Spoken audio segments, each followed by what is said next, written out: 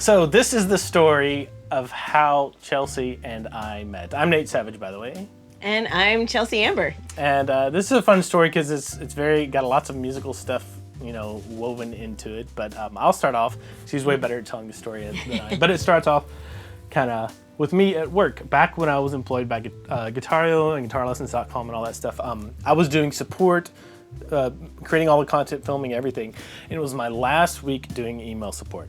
And when I got this email saying, "Oh, thanks for your lessons, they're really helping me," I played my first lead, my first solo on the guitar, and I had no idea who it was. So I clicked the video that was sent along with this email, and it popped up, and this is a really good-looking woman. I was like, "Oh, hello!"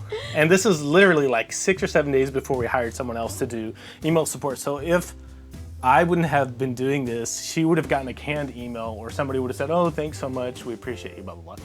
But when I saw the video, I was like, "Well, I have to reply to this. I can't miss out on this." So, and here's a clip of the video.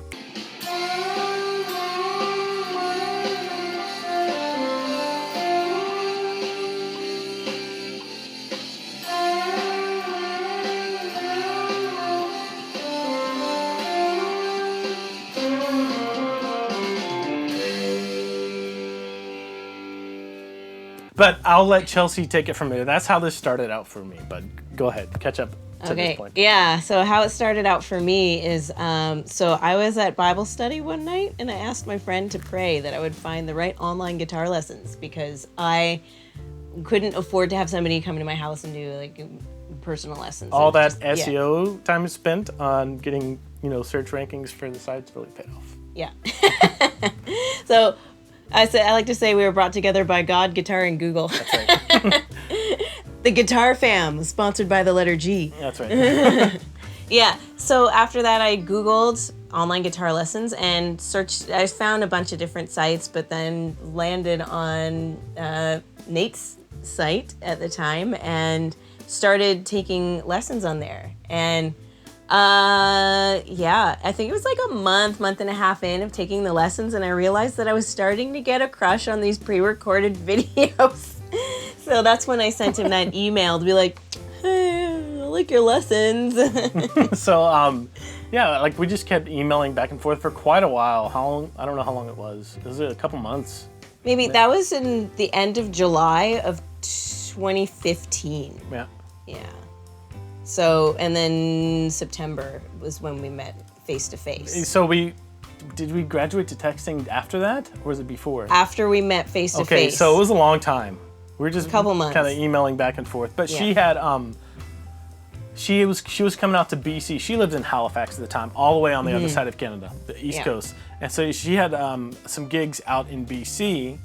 So she was like, "Hey, you guys," and I'll let you take it over from here. You tell us so much better. So. Oh, yeah. So I was opening for another artist. Yeah. And so I asked you if you would mind meeting up. Yeah. We could meet up. And so we were supposed to just grab lunch, and that was it. But then we ended up spending 5 hours together that day. I forget what we did. We had lunch, went for a walk, and then went to a bookstore.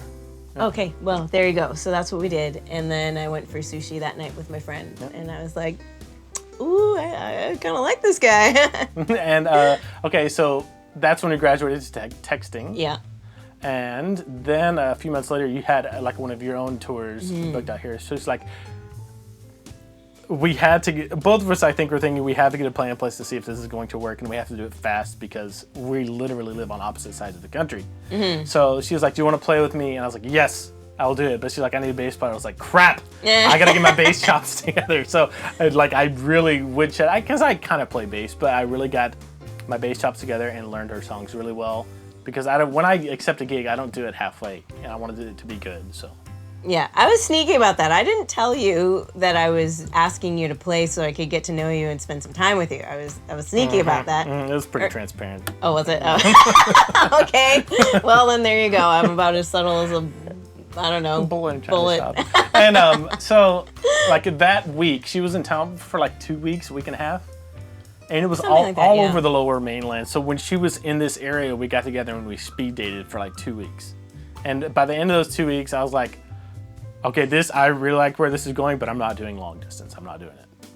Yeah, and I was thinking about moving out to the West Coast anyway, just because I was we're just ready for a change. I was getting kind of antsy and just wanted to go on an adventure. So, yeah, it's a few months later. You know how you just know, like when you meet somebody, you're like, this is my person. It was very apparent. Yeah. So I just knew you were my person. Yeah. And so, that was in 2015. So in May of 2016 is when I landed in BC. Yeah. Was it 20? Yes. Yeah, May 2016.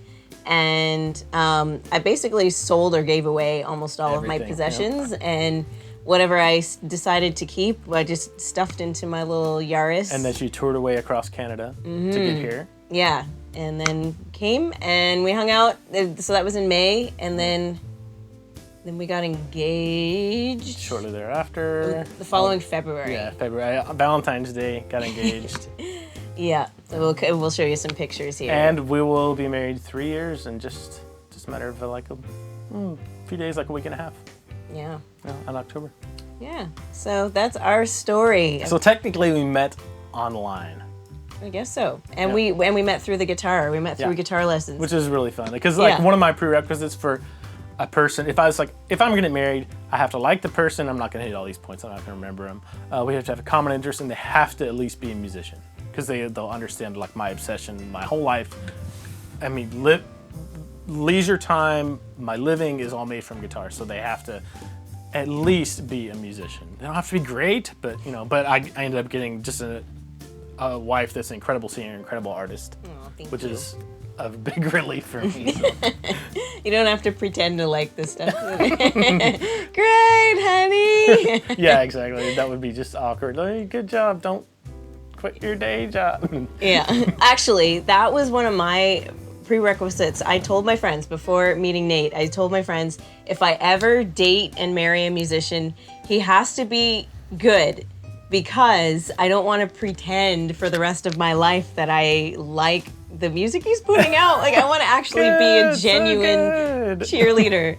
Yeah. So, it sounds a little, surface at first, but I feel like there's actually really good, there's a good reason for it, why I wanted to have somebody that could like genuinely cheer either on. all or not a musician at all, or somebody that you thought was really genuinely good, which which I found. So, woohoo. But anyway, that's how we met. We just want to make this little video to kind of introduce ourselves to you and then tell you our love story. Leave your story below.